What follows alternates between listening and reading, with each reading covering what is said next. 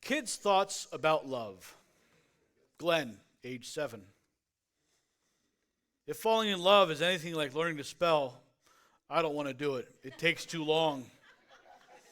Manuel, age 8. I think we're supposed to get shot with an arrow or something, but the rest of it shouldn't hurt too much. Ava, age 9. One of you should know how to write a check, because even if you have tons of love, there's still going to be lots of bills. My mom says to look for a man who is kind. That's what I'll do. I'll find somebody who's kind of tall and handsome. Floyd, love is foolish, but I might try it sometime. John, age 9, love is like an avalanche. When it hits you, you've got to run for your life. Now, this talk is either going to go really well or totally tank. Now, before we get on this talk on humor, let me get you into the right frame of mind. I'd like all of you to try this. I'd like you all to close your eyes. Think of something that brings you joy. And allow that joy to build up until it bursts forth in laughter. Now, you're not trying to compete with the person next to you about being the funniest or the loudest or the most obnoxious or the most demure. But you're just going to laugh. You're just going to allow that joy and laughter to build up as you feel that connection that you have with Spirit. All right. Close your eyes and start to let your thoughts to wander. Wander through a thought of a place or time that made you laugh. Maybe you remember a line from a movie or your favorite TV show. It could be a time that you broke wind at an inappropriate time. Or maybe it's a joy you feel when you experience young children. You ready? Ready to laugh out loud? Let it out! Let it out! Laugh! Laugh! Good. Everyone feel better? Thank you for indulging me with that. Maya Angelou is quoted as saying, I don't trust anyone that doesn't laugh. But I can tell you now, I trust you all. Besides, if you cannot laugh at church, why wouldn't you be able to laugh? I mean, Jesus is walking around in his early 30s with a group of guys. They're all friends. I don't think they were always serious. I'm sure they're around telling jokes too.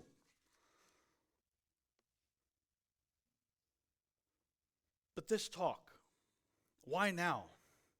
And I'm not talking about making fun of anybody or making fun of anyone's spirituality or anything like that. I'm talking about laughter and joy that it brings to everybody. Because I think it's something that we need now. I posted a meme the other day on Facebook that said, turn off the TV and get into the garden. I mean, it's personal for me because I have a fairly large garden. But turn off the TV and laugh. Laugh. You're allowed to laugh at life. You're allowed to laugh because of your divinity. Now, the news has been heavy this week, right? We've had Easter, and the solemn occasion of Easter, the solemn occasion of Good Friday and Passover, and everything that goes with that. The Pope died. Regardless of your feelings on that, we have immigration in the news, running rampant in the news. Protest, 401ks are up and down. There's a lot of heavy stuff going on. I think we all need a break, just like Reverend Sonia is taking today. She deserves it. But I wish that our Unity of Woodland singers could have a break too. You guys did an excellent job last Sunday. You guys really did. And if you haven't seen it, please go to the Facebook page, or maybe it's on YouTube still, but try and find it out and look for it because it's truly inspiration. I don't know how we get along without a little joy and humor in our life. It states in the Course of Miracles, into eternity, where all is one, there crept a tiny mad idea in which the Son of God remembered not to laugh. How could we forget not to laugh? Humor is a reminder that we are human, that humans share qualities that range from nobility and altruism and all the stuff that we just sang about to selfishness and cowardice. Humor is often the kind of realignment with the force of life that laughs at our meager attempts to impose our own order onto things. Humor reminds us that as humans, we share the core same frailties and vulnerabilities. Humor often thumps us on the head with the message that we are not in control. How many times have you been buttering a piece of toast in your hand? Oh, I got this. I got this toast so good. I'm getting all the butter in it. All of a sudden, it falls. But which side does it always land on when it falls on the ground? The butter side down. So not only do you have to get a new piece of toast with new butter on it, you got to clean up the floor with all this sticky or gooey butter, or jelly or jam or marmalade if you like that. Humor reminds us constantly of our humanity and the creative spiritual potential within all of us. There is, in fact, writes an analyst Helen Luke, no real spirituality without the laughter which a sense of humor brings. Humor helps us literally reveal our humanity. It offers new points of view on every situation.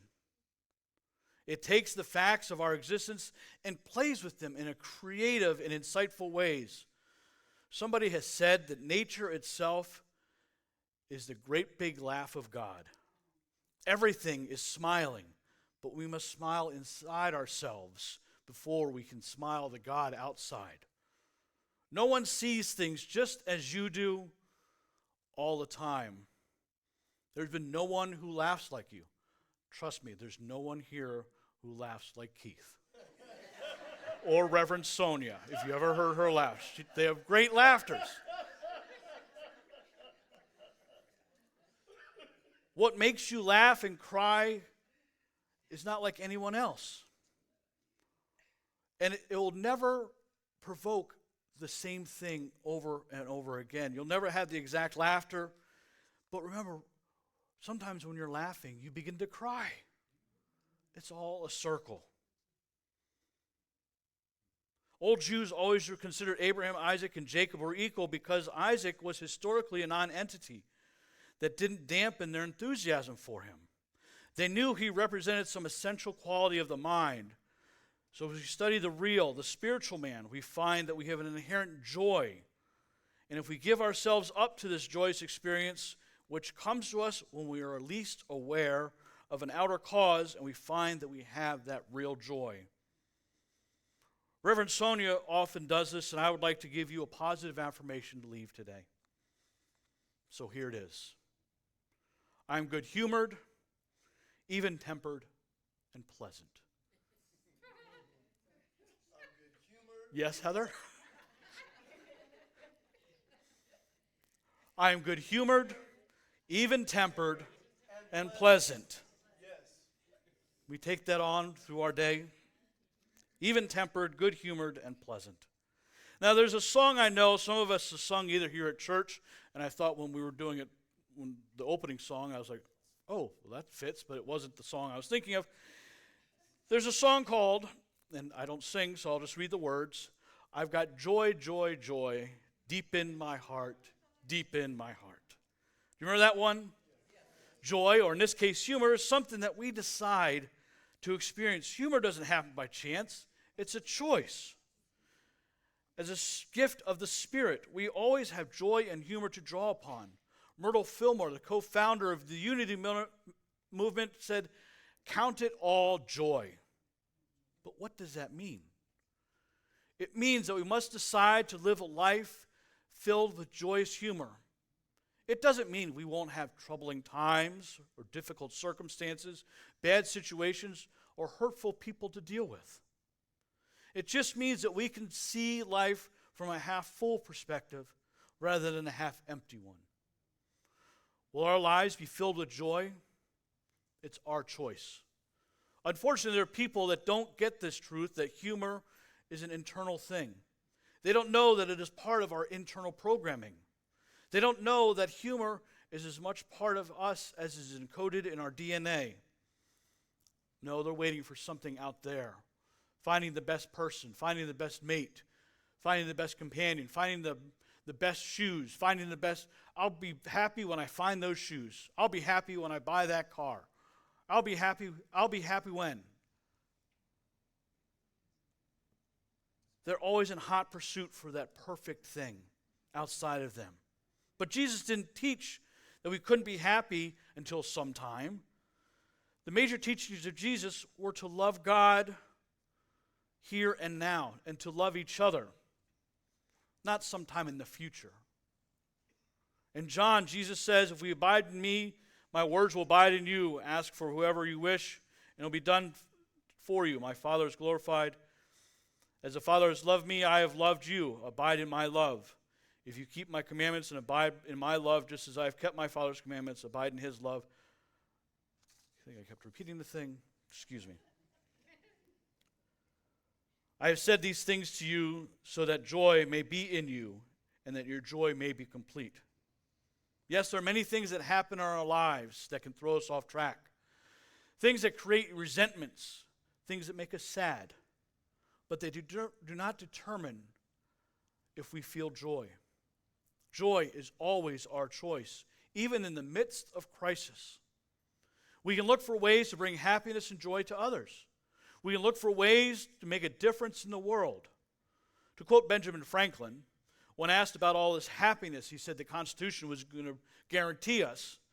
He stated, my friend, the Constitution only guarantees the American people the right to pursue happiness. You have to catch it yourself. That's right. You must catch the joy and humor of life yourself. The problem is that with this, is looking at life from a joy or humor side can be a learned response in life, and you can lose it if you don't keep practicing it. Maybe you or someone you know are doing that. Maybe you have life's self-imposed rules upon which in such a way that you've made it difficult, or if not impossible, for you to experience the joy of humor on a regular basis. I suggest that you have the power, and we have the power, to change all that for ourselves. If we do not wish to experience joy of being alive on a regular basis, not just on rare occasions, we can change the rules. Now, I've sort of changed the rules here today, and this worked out much better in my costuming change. But I sort of have a funny story of somebody that I know that changed the rules. And I'm wearing this because it was the draft this week. The Browns had a really good draft. But the Cleveland Browns also, the draft is their Super Bowl, and that's all I can hope for. So, I can remember as a young kid, always looking up to my parents. They were doing the best they could, and they were doing a really good job. And one day, my mom and I were walking, I think we were walking out of the dentist. I had just been to the dentist, and she was walking to the car, and I was probably 12 or 13, so sort of that tween year angst going on. And all of a sudden, my mother starts skipping down the sidewalk. Grown woman, 40, 45 years old, just skipping down the sidewalk. I'm like, Mom, what are you doing? Somebody could see us. And she's like, Nick, I'm just being joyful. I'm changing the rules. She was changing the rules and showing me that you can be joyful in the strangest of times and the weirdest of times. And I suggest to all of us that we all need this. We all need this on this joyous day. This day filled with great opportunities for us to experience the joy of being alive. Even the great children's philosopher Dr. Seuss wrote, From there to here, funny things are everywhere. Yes, they are. All we do is look at them with a sense of humor. There's an American journalist, satirist, who said that God is a comedian to an audience too afraid to laugh. We should never be afraid to laugh. I mean, have you looked at a duck-bill platypus? Anyone who would put a duck's bill on a hedgehog certainly has a sense of humor.